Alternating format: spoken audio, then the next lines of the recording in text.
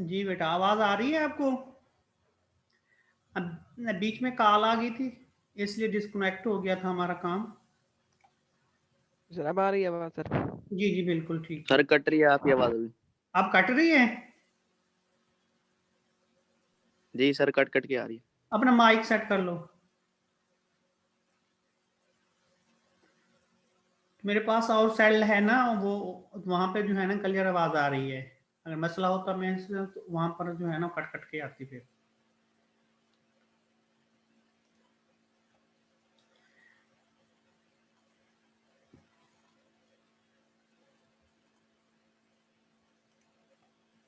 अच्छा, ये आपका जो है ना तो नॉर्म को डिफाइन करने का तरीका है, फार्मूला है। ये नीचे उसने एग्जांपल दी हुई है।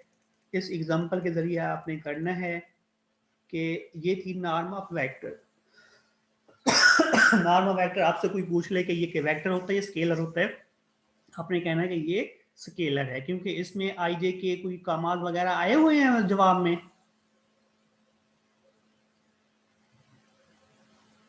जी नहीं बोलें। सर, नहीं नहीं सर।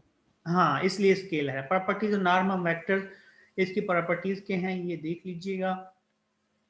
और लेंथ नेक्स्ट है हमारे पास यूनिट वेक्टर। यूनिट वेक्टर क्या होता है? ए वेक्टर ऑफ नॉर्म या length perpendicular is called unit vector. तो ये क्या है, इसका एग्जांपल क्या है? एग्जांपल यही है। तो find unit vector u is the in the direction of v of this. इसके हमने ये ले लिया है। यूनिट वेक्टर की जो फार्मूला है यूनिट वेक्टर का वो ये है, इसको याद कर लीजिएगा। u equal to V divided by V vector होगा, और उसके नीचे जो है डिवाइड हो रहा है वो norm of vector. Norm of vector हम ऊपर कर चुके हैं, वो आंसर उसका 3 आया है। और वेक्टर जो था उसका वेक्टर है 2 2 -1 और डिवाइडेड बाई 3। तो ये आपका जो है ना क्या होगा, यूनिट वेक्टर की डेफिनेशन। एक नॉर्म ऑफ वेक्टर है, एक यूनिट वेक्टर है। आगे की जो है standard unit vector. Standard unit vector क्या होता है? इसमें standard unit vector in are की पावर 2, यानी कि आर की पावर 2 किसको शो कर रहा है? टू स्पेसिस को शो कर रहा है। टू डायमेंशन को को सर? शो कर रहा है। अगर टू स्पेसिस को शो कर रहा है तो इसमें आई जो वेक्टर है वो दिस है, जे जो वेक्टर है वो दिस है। Yes, I is a direction x axis, j is direction y axis। एक x axis को शो कर रहा है, दूसरा y axis को शो कर रहा है। अगर हम जो है ना अगर r की पावर 3 ले लें, अगर स्टैंडर्ड यूनिट वेक्टर इन R3 में आ जाएगा तो फिर ये i j k हो जाएगा, यानी कि x y z आप में कन्वर्ट हो जाएंगे। अगर आपकी स्टैंडर्ड यूनिट जो है वो कहता है कि r की पावर n हो तो फिर आपके जो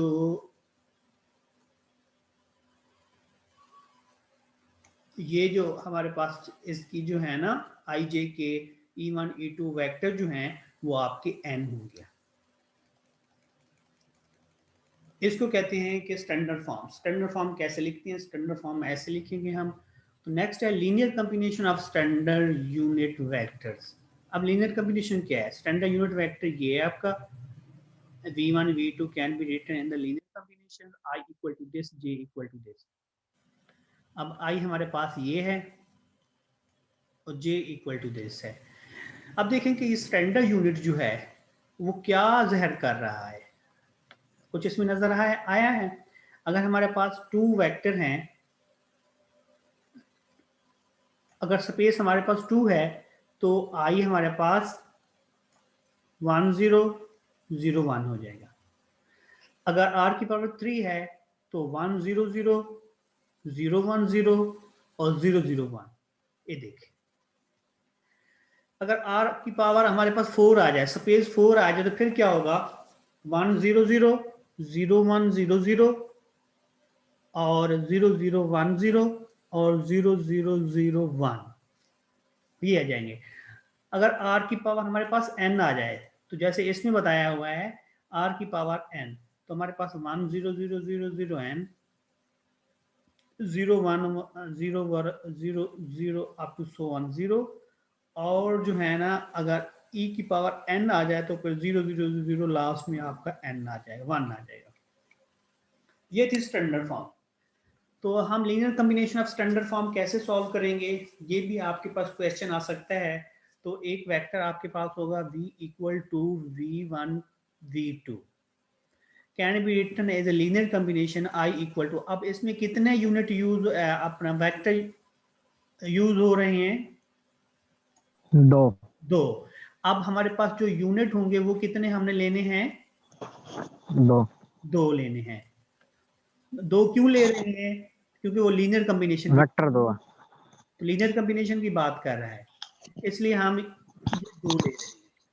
तो अब इसका जब हम वेक्टर स्टैंडर्ड वेक्टर बनाएंगे तो स्टैंडर्ड वेक्टर क्या होता है? v1 i v2 v2 j। अब ये आपका जो है स्टैंडर्ड फॉर्म बन जाएगी आपकी, इसको कहते हैं लीनियर कॉम्बिनेशन स्टैंडर्ड फॉर्म, ये है। अब इसको सॉल्व करेंगे, सॉल्व कैसे करेंगे?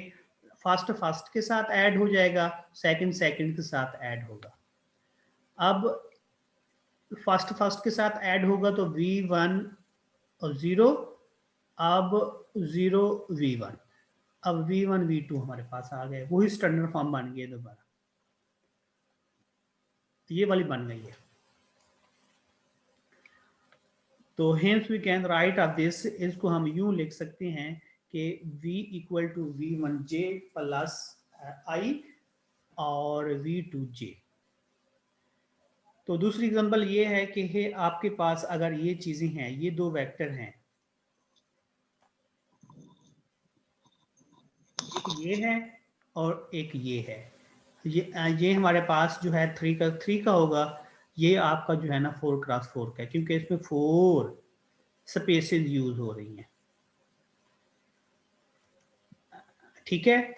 अब लीनियर कॉम्बिनेशन स्टैंडर्ड फॉर्म, इसके लीनियर कॉम्बिनेशन स्टैंडर्ड फॉर्म कैसे बनाएंगे? ये हमारे पास 3 है तो 3 हम वेक्टर लेंगे, एक वेक्टर ये हो गया, एक ये हो गया, एक ये हो गया। इसको हल करेंगे तो ये आपकी लीनियर कॉम्बिनेशन वेक्टर फॉर्म बन गई है, स्टैंडर्ड फॉर्म बन गई है। और सेम हमने दूसरे को करना है। अब इसके जो हमारे पास यूनिट वो वेक्टर हो गए लीनियर कॉम्बिनेशन वाले, वो कितने होंगे? 4 होंगे। वो 4 को हमने कैसे लेट करना है? 1 0 0 0 0 1 0 0 0 0 1 0 और 0 0 1। इसको हल करेंगे, पहला पहले के साथ प्लस होगा, दूसरा दूसरे के साथ प्लस होगा, तीसरा तीसरे के साथ प्लस होगा और चौथा चौथे के साथ प्लस होगा, तब जाकर हमारे पास ये बनेगा। ओके हो गया। नेक्स्ट है कि डिस्टेंस यूनिट वेक्टर। हम अब डिस्टेंस कैसे निकालेंगे? किसी यूनिट वेक्टर का हमने डिस्टेंस कैसे निकालना है? डिस्टेंस हमने ऐसे निकालना है कि फार्मूला आपने याद रखना है ये वाला, v2 माइनस v1 करें आपकी मर्जी है, या v1 माइनस v2 करें आपकी मर्जी है, सॉरी v1 u1 करें आपकी मर्जी है, या u1 v1 करें आपकी मर्जी, या v1 u1 करें आपकी मर्जी है। इससे कोई फर्क नहीं पड़ता कोई आंसर में। तो क्या करेंगे? u1 माइनस v1 का स्क्वायर, u2 माइनस v2 का स्क्वायर, u3 माइनस v3 का स्क्वायर, और up to so on un minus vn का स्क्वायर। ये सारी प्लस हो जाएंगी, ऊपर स्क्वायर रूट आ जाएगा। एक वेक्टर हो तो उसका हम नॉर्म कैसे निकालते हैं वो आप लोगों को पता चल चुका है।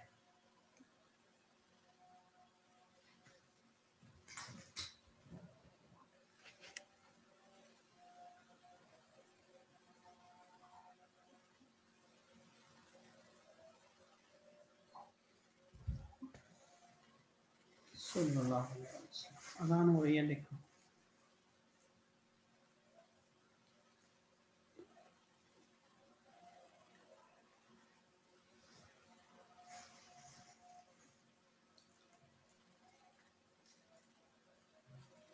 जी, डिस्टेंस में से कोई क्वेश्चन पूछना चाह रहा हो? क्लियर है सर। अल्लाह करे क्लियर हो। इंशाल्लाह। हाँ, ये क्लियर करते करते क्लियर ना हो जाए आप फिर। सर जी पेपर जो हमारा होगा एमसीक्यूज होगा या इसमें होगा रिटर्न में? एमसीक्यूज बेटा, एमसीक्यूज। 1 तो फिर 100 आप कुछ हमें दे, मांग रहे हैं। तो आप फिर हमें कुछ दे दें एमसीक्यूज ना सर ये प्रिपरेशन के लिए। हाँ, मैं आपको जो जो मैंने उनको देना है यूनिवर्सिटी वालों को वो आपको सेंड कर दूंगा। ठीक है सर जी, थैंक यू। ठीक है। और सर जी आउटलाइन भी बता दें आप, आउटलाइन मुझे नहीं आई हमारी। आउटलाइन बता दूं? आउटलाइन जी जी सर जी बता दें। आपको दी हुई है कब दीजिए? एलएमएस पे, आपने चेक किए? एलएमएस पे मैंने असाइनमेंट अपलोड की थी बट वो नहीं चेक किया। उससे पहले मैंने चेक किया था लास्ट लेक्चर में, तब तो नहीं था। मैंने तब भी आपको कहा था। अच्छा, मैं आप लोग को सेंड कर दूंगा फिर। ओके सर जी।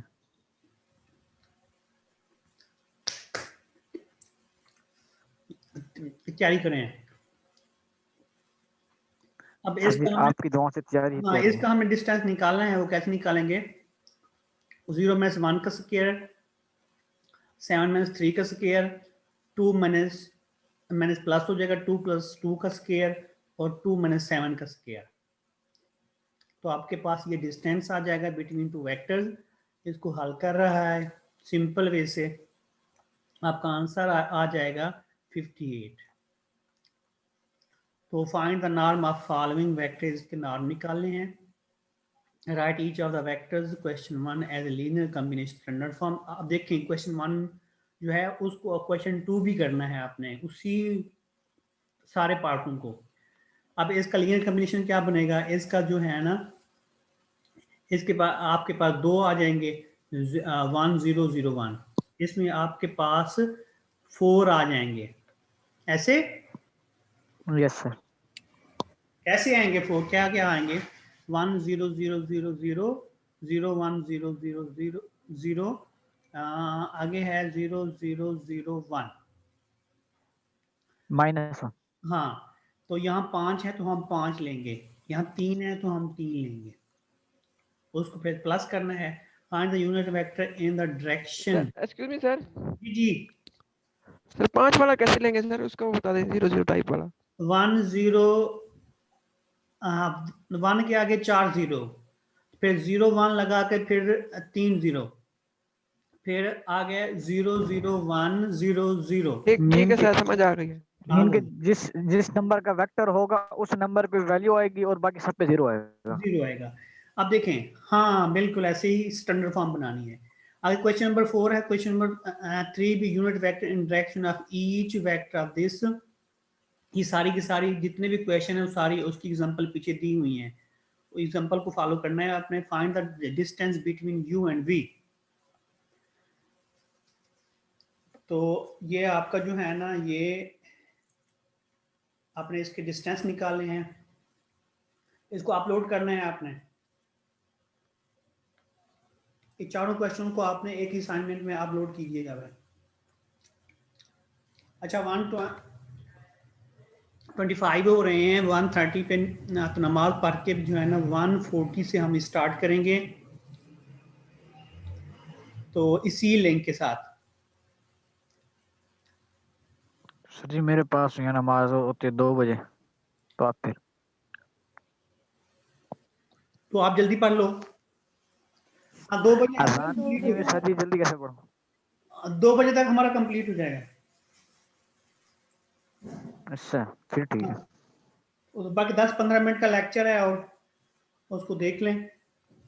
ये लेक्चर भी रिकॉर्ड हो रहा है, आपको मैं सेंड कर दूंगा। ओके हो गया सर जी। और एमसीक्यूज और आउटलाइन भी, एमसीक्यू क्या? मैंने कहा एमसीक्यूज और आउटलाइन भी वो भी सेंड कर देना एक्सक्यूज साथ में मी, ही। एमसीक्यूज क्यों सेंड करने हैं जी? सर जी भी खुद तो आपने क्या है, आपको भी भेज दूंगा। शर्म आनी चाहिए, शर्म। आपको शर्म दिला रहा था। अच्छा मैं तो खुश हो गया सर जी, मैंने कहा सच में देंगे आप। हाँ जी। मैं तो सर जी आपको दुआएं दे रहा था, मैंने कहा सर हमारे बहुत अच्छे हैं। नहीं दुआएं ना देना, क्यों सर जी, दुआएं लेनी चाहिए। दुआएं अम्मा अब्बा की काफी है मेरे पास। तो अम्मा अब्बा की भी ले दूंगा आपको। नहीं मेरी अपनी है अल्हम्दुलिल्लाह। फिर हमें ले दें सर जी कुछ। तो तैयारी करें आप। क्या सर जी तैयारी तो करेंगे इंशाल्लाह। तो और किस चीज की टेंशन है आपको फिर?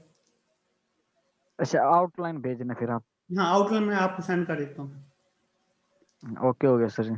40 मिनट भी ज्वाइन कर लीजिएगा, तो 10-15 मिनट का लेक्चर है, फिर इसको हम जो है ना वो देख लेंगे फिर। ओके फिर अल्लाह हाफिज। ओके सर जी, अल्लाह हाफ़िज़।